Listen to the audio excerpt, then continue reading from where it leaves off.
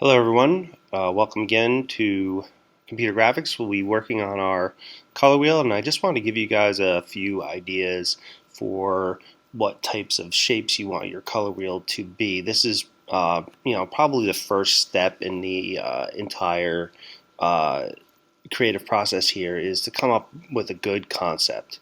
So one of the first things I do before you even start drawing stuff in Illustrator is I would do a little bit of research. So if you go online and just type in, um, do a Google search for, color wheel art, and you'll begin to see a bunch of different designs for color wheels. And I'm not saying that I want you to go on and copy something, but as you go through, you might see some interesting ideas. Like, I don't know, it's like different like rocks or something here. That's kind of cool, and the way the colors are broken up. I like that a lot. It doesn't show the 12 colors that I want you to have, but the idea is really good. If you want to make something that's just very plain and straightforward, this would be like something that you would find in a classroom, like a color wheel poster.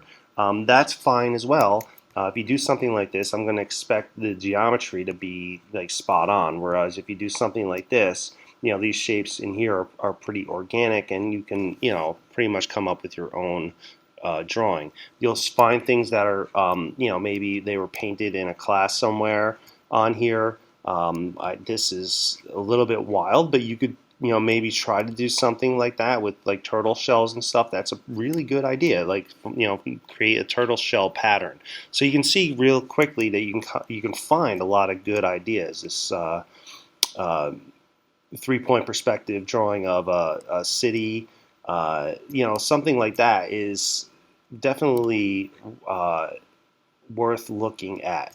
Trees are pretty cliche, but I wouldn't prevent you from doing that. The fish might be a cool thing to do, but it's got to function as a color wheel. I've never seen a color wheel of lips before, but whatever.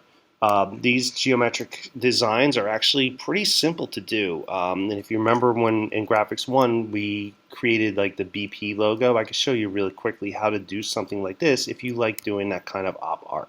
So I'll let you guys research.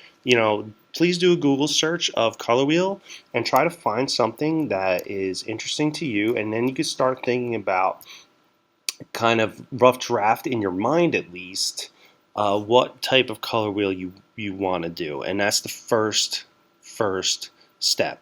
So if you're in Illustrator, just to kind of illustrate some different things, that really cool geometric color wheel we just found, if you took a shape and I just used an ellipse, and I'm going to use the anchor point tool. And you remember, these are like early on Graphics 1 things that we did that you might not have used since, but if we take this tool here, we can kind of turn that into a different shape. I feel like I'm going to need to take these 2 points, so I use the direct selection tool to use those, and maybe just move these down a little bit so we end up with something like that kind of shape. I don't know. And we'll see if this works. So I'm going to just kind of put a black stroke on this with no fill. So black stroke, no fill. And it doesn't have to be this type of shape, guys. If you're doing, you could really play around with Illustrator. It does a lot of stuff on its own. And this is the option click move that I have the other video all about that stuff.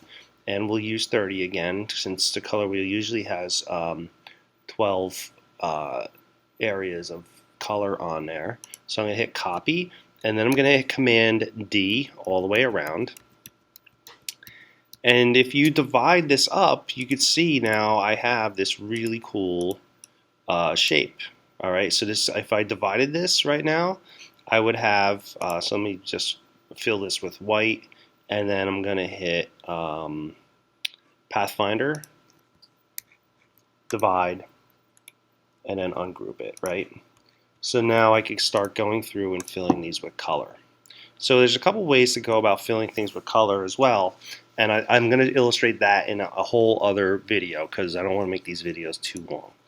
Alright, so that's if you want to do something playing around geometric. Okay, if you did something that's a little more organic, let's say I remember seeing like a portrait of like Patrick Star or something. So I'm just gonna make like a kind of a gingerbread man guy here with my pen tool. You would do a better job of drawing a gingerbread man than what I have here, and voila, the dancing gingerbread man.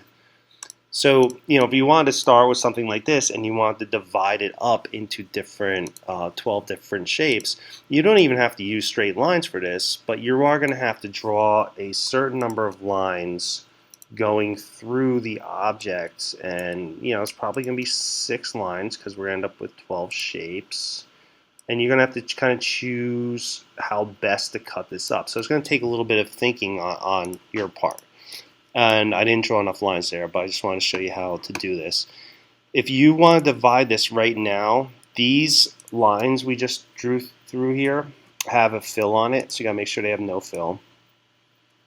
So those 3 lines I drew, and you would have 6.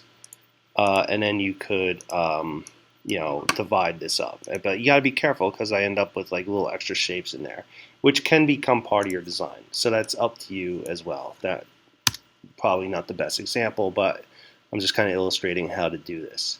Another thing you could do is, let's say you come up with like maybe some kind of weird cloud shape. So I'm just going to use a bunch of circles here, and I'm going to make a very vector cloud really quickly. This is a pretty quick way, by the way, to make a cloud in Illustrator, is to just draw a bunch of circles like this.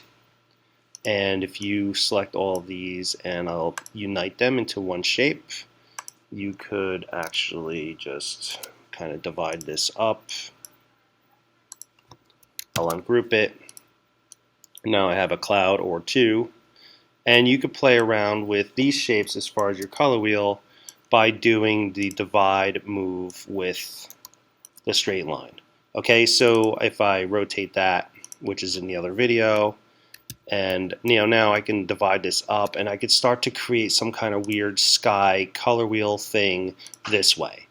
Alright, so that it's going to be up to you how you want to do this. So either way is fine. I might use this one. This might actually come out pretty cool. Just a couple different ways on how to get started with this. Alright, have fun coming up with ideas.